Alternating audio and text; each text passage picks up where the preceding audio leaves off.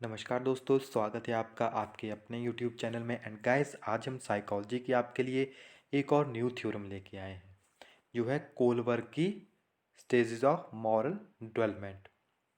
आपको पता है, जो मॉरलिटी यानी हमारी जो नैतिक शिक्षा है, उसके लिए कोलबर्ग की थ्योरी काफ़ी इम्पॉर्टेंट है।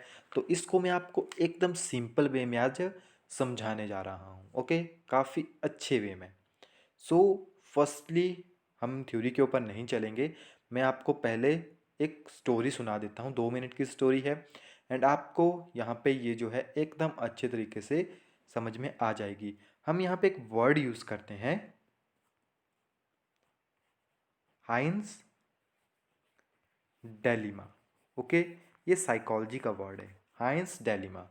जो डेलिमा है, इसका मीनिंग होता है आपके पास अंतर्द्वंद। क्या उचित है, क्या गलत है, ये डेलिमा का अर्थ है। ओके, इसको लिख सकते हैं आप, डेलिमा यानी अंतर्द्वंद। क्या उचित है, क्या गलत है। अब हाइंस डेलिमा जो है उस स्टोरी का नाम है। ओके, नाम में ही स्टोरी है। सो हैंस हाइंस डेलिमा जो है उस पर्सन का नाम है। तो ये हमारे पास एक पर्सन बन गया। ओके, मेरी ड्राइंग वैसे काफ़ी अच्छी है।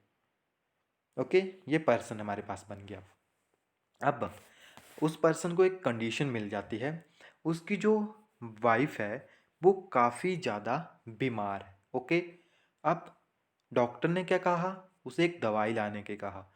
उस दवाई का प्राइस तकरीबन 1 लाख रुपीज़ है। ओके, और वो पर्सन जो है नॉर्मली एक छोटा सा काम करता है, उसकी एक छोटी सी शॉप है।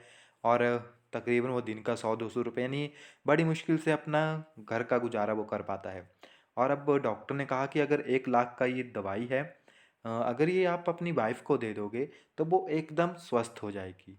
अब उस पर्सन के पास तो ये पॉसिबिलिटी है ही नहीं कि वो उसको वो दवाई दे सके, क्योंकि उसके पास तो इतने पैसे हैं ही नहीं। बट उसको अपनी वाइफ की जान भी बचानी है। तो अब क्या है, अब उसके सामने डिफरेंट डिफरेंट कंडीशंस आ रही है। फर्स्ट ऑफ ऑल कि दवाई बहुत महंगी है, तो वो उसे नहीं खरीद सकता है। सेकंड कंडीशन क्या आ रही है, अब वो तो उस दवाई को चुरा भी सकता है। ओके, क्योंकि उसे अपनी वाइफ की जान बचानी है। तो वो क्या करेगा, तो इसी के ऊपर ये स्टोरी बनी हुई है। अब जब ये कंडीशन बनाई गई और जब ये एक्सपेरिमेंट किया गया डिफरेंट डिफरेंट पर्सन्स के ऊपर कि आपको क्या करना चाहिए। अब ये क्वेश्चन किससे पूछा गया था, एक डिफरेंट डिफरेंट एज के बच्चों से पूछा गया था, या आप कह सकते हैं कि डिफरेंट डिफरेंट एज के पर्सन से पूछा गया था कि आप उस कंडीशन में क्या करोगे। उसी के ऊपर आपकी कोलबर्ग ने जो है मॉरल डेवलपमेंट थ्योरी को बनाया है। ओके, उसी आंसर के ऊपर। तो चलिए उसकी थ्योरी को स्टडी करते हैं। इन्होंने क्या दी थी आपके पास, moral theory and summarize Kohlberg stage of psychosocial development. तो यहाँ पे थोड़ा सा ये मिस्टेक है। ओके, तो आपको पता है इन्होंने काफ़ी ज़्यादा काम किया। और इन्होंने first of all 3 stages and sorry 3 levels and 6 stages में उसे बांटा है। ओके, जो क्वेश्चन के आंसर उसके पास आए, उसने उसको 3 लेवल्स में एंड 6 स्टेजेस में बांटा है। 3 लेवल्स कौन से हैं, pre conventional, conventional and post conventional. Okay, so जो आपके पास प्री कन्वेंशनल है, इसमें क्या है, मैं अभी आपको थोड़ा सा बेसिक दे रहा हूँ। ओके, अब हम स्टोरी को भी इसके साथ कनेक्ट करेंगे। प्री कन्वेंशन में a child senses morality is externally controlled, कि बच्चे की जो मोरालिटी है वो किस चीज़ के ऊपर डिपेंड करती है, उसकी सेंसेस के ऊपर। ओके, उसकी जो सेंस है उसके ऊपर डिपेंड करती है। Children except and believe the rule of authority figure such as parents, यानी वो किस चीज़ के ऊपर चलता है, जजमेंट के ऊपर चलता है। उसके पेरेंट्स ने क्या कहा है उसके ऊपर है उसकी। ओके, नेक्स्ट आता है कन्वेंशनल। तो कन्वेंशनल के ऊपर बच्चे या जो पर्सन है उसकी किसके ऊपर डिपेंड करती है, उसकी करती है इंडिविजुअल सेंसेस और morality is tied to person and societical relationship. अब उसकी सोसाइटी के ऊपर आ रही है कि समाज में क्या सही है क्या गलत है। ये कन्वेंशन में है। प्री में क्या है, बच्चे के जो माता पिता हैं स्पेशली उसके ऊपर है प्री कन्वेंशनल में। एंड कन्वेंशनल में क्या है आपके पास, जो उसकी सोसाइटी है उसके ऊपर है।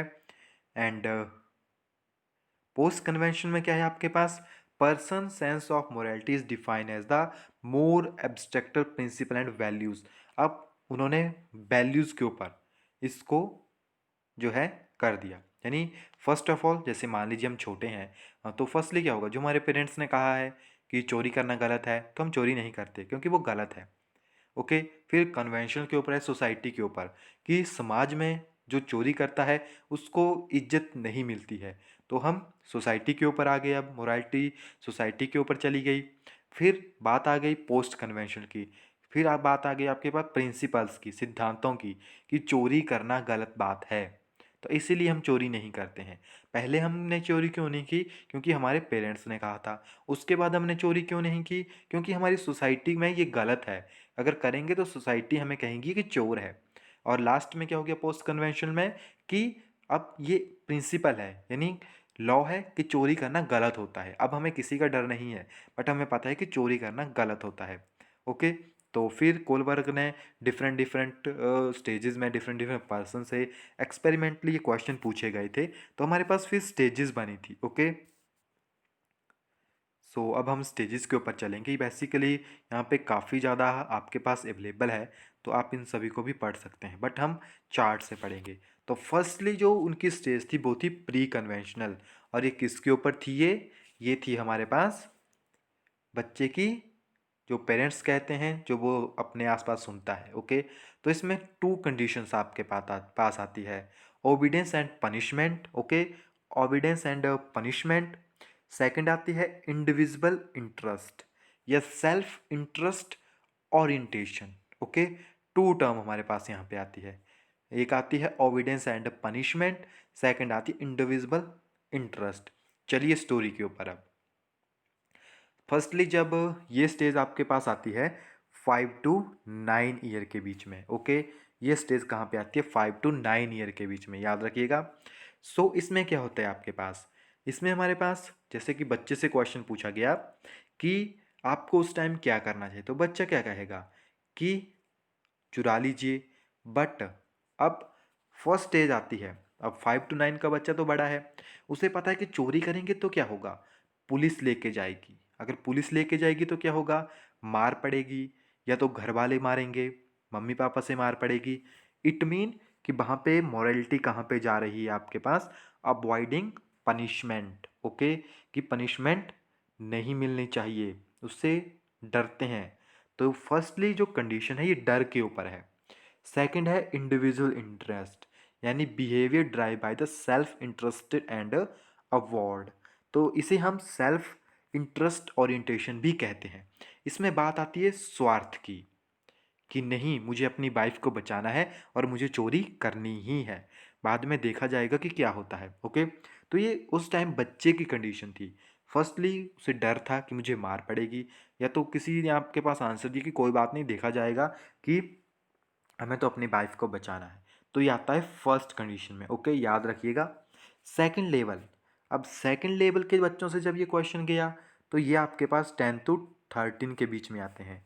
और इनकी क्या कंडीशन थी, इनकी थी आपके पास interpersonal behaviour drive by social approach, या इसे आप कह सकते हैं good interpersonal relation. Okay, good interpersonal relation, good interpersonal relation. And second के ऊपर आता है लॉ एंड ऑर्डर।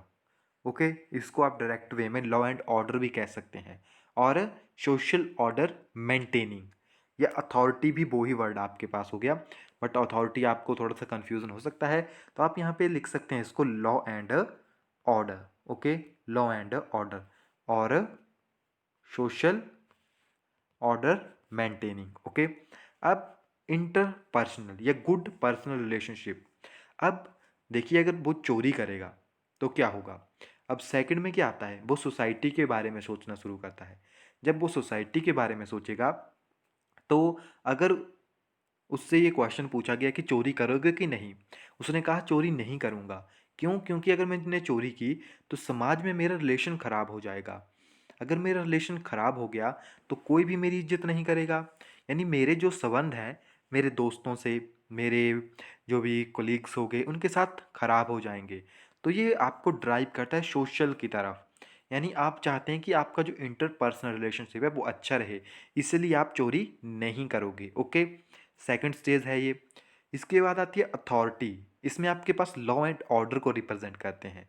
अब इसमें क्या होता है, हमारे पास authority word law and order को रिप्रेजेंट करते हैं, या सोशल ऑर्डर मेंटेनिंग। इसमें होता है कानून मानना। ओके, लॉ एंड ऑर्डर क्या हो गया आपके पास, कानून। यानी उसमें कहा गया है कि आप किसी से भी बिना पैसे दिए कोई चीज़ नहीं लोगे, क्योंकि वो उसकी है, वो आपकी नहीं है। कानूनी आपका उसके ऊपर कोई हक नहीं है, सो आप उसे नहीं ले सकते हैं। इट मीन जो समाज में एक रूल बना है आप उसको फॉलो कर रहे हैं, सो आप उस चीज़ को नहीं ले सकते हैं। सो ये टर्म आपके पास आती है स्टेज 4 में। ओके, एंड स्टेज थर्ड की बात करें तो इसमें आपके पास आती है लास्ट कन्वेंशनल मोरालिटी। इसमें अब बच्चा जो है बड़ा हो चुका है, 13 से 17 के बीच में आ चुका है। अब वो सही और गलत को परखने की उसे समझ आ गई है। अब ना ही वो किसी से डरता है, ना ही उसे कोई रिलेशनशिप की बात करनी है कि एक दूसरे के साथ। अब वो एकदम सोशल वे में सोचना शुरू करता है कि क्या सही है क्या गलत है। तो फर्स्ट आता है social contraction orientation and universal ethical principle. Okay, अब सोशल कॉन्ट्रैक्शन क्या है आपके पास, यानी समाज में सही और गलत, यानी behave drive by balance of social order and individual right. कि जैसे कि अगर वो बोले कहेगा कि मैं चोरी नहीं करूँगा, क्यों? क्योंकि चोरी करना गलत बात है। हम मेहनत करेंगे, मेहनत करके उस चीज़ को लाएंगे, बट चोरी करना गलत है क्योंकि इससे समाज में गलत मैसेज जाता है। तो ये टर्म आती है सोशल कॉन्ट्रैक्ट। ओके, अब उसे किसी का दबाव नहीं है, फिर भी उससे वो चोरी नहीं कर रहा है, ना ही उसे किसी का डर है, क्योंकि उसे पता है कि ये बात ही गलत है, सोसाइटी इस चीज़ को अलाउ नहीं करती है। नेक्स्ट है universal ethic principle. Okay, universal ethical principle आप इसे कह सकते हैं। अब ये बात आती है इंटरनल मोरालिटी की। आपने देखा होगा कुछ लोग जो है इजी वे में चोरी कर लेते हैं बट कुछ नहीं कर पाते। रीज़न क्या है? अब उसका जो माइंड सेट है बचपन से ही उसकी कुछ जो आप कह सकते हैं कोडिंग ऐसी हुई है कि उसे चोरी करने का ऐसा नहीं पता कि वो गलत है। एक अच्छा एग्जांपल देता हूँ, आपने देखा होगा जो टेररिस्ट होते हैं वो इजी वे में किसी को भी किल कर सकते हैं, बट आपको अगर नॉर्मल पर्सन को कहें कि ये लीजिए नाइफ एंड आपको केवल एक कट लगाना है उसके बाजू के ऊपर, तो आप नहीं लगा पाओगे। अब इसका रीज़न क्या है? वो तो ऐसे ही मार देते हैं। तो उनकी बचपन से ही ऐसी कोडिंग है। उनका जो यूनिवर्सल एथिकल प्रिंसिपल है कि जितने लोगों को मारोगे उतना ही आपको बेनिफिट होगा। उनका प्रिंसिपल ही ये बना हुआ है। और हमारा प्रिंसिपल क्या है कि किसी को नुकसान नहीं पहुंचाना है, ये गलत होता है। तो हमारा जो मॉरलिटी है, इंटरनल मॉरलिटी है, वो उस चीज़ को रिप्रेजेंट या उस चीज़ को अलाउ नहीं करती है। तो इसे कहते हैं यूनिवर्सल एथिक, कि जो हमारे प्रिंसिपल, जो हमारे सिद्धांत हैं। आपने देखा होगा कुछ लोग काफ़ी सही तरीके से अपनी ज़िंदगी जीते हैं, कहते हैं कि ये काफ़ी पक्के उसूलों वाला बंदा है। ओके, सुना होगा आपने। तो इसमें यही बात आपके पास आती है कि एक प्रिंसिपल है कि चोरी करना गलत है। ओके, तो इस चीज़ को ये फॉलो कर रहे हैं जो चोरी नहीं करते हैं। ओके, तो ये थी आपके पास कोलबर्ग की स्टेजेस। तो मुझे नहीं लगता कि इसके बाद आपको अब कभी भी इस थ्योरी को भूलने की ज़रूरत पड़ेगी या आप इस थ्योरी को भूलोगे। बाकी डिटेल में यहाँ पे आपके पास हर एक जो स्टेजेस है वो दी हुई है। ओके, तो यहाँ से आपको और ज़्यादा डिटेल्स मिल जाएगी। मैंने आपको एकदम बेसिक वे में एंड एकदम इजी वे में इसको अंडरस्टैंड करवा दिया है। ओके, सो यहाँ पे हमारी जो थ्योरी सेक्शन है वो यहाँ पे कवर होता है। इसके बाद भी काफ़ी ज़्यादा थ्योरीज़ हमारे पास और आएंगी, तो धीरे धीरे हम उनको कवर करेंगे। अभी आपको पता है यहाँ पे और भी आपके पास थ्योरीज़ आएंगी, सो उनको हम नेक्स्ट वीडियो में आपके साथ स्टडी करेंगे। सो मिलते हैं नेक्स्ट वीडियो में, तब तक के लिए thank you. Have a nice day.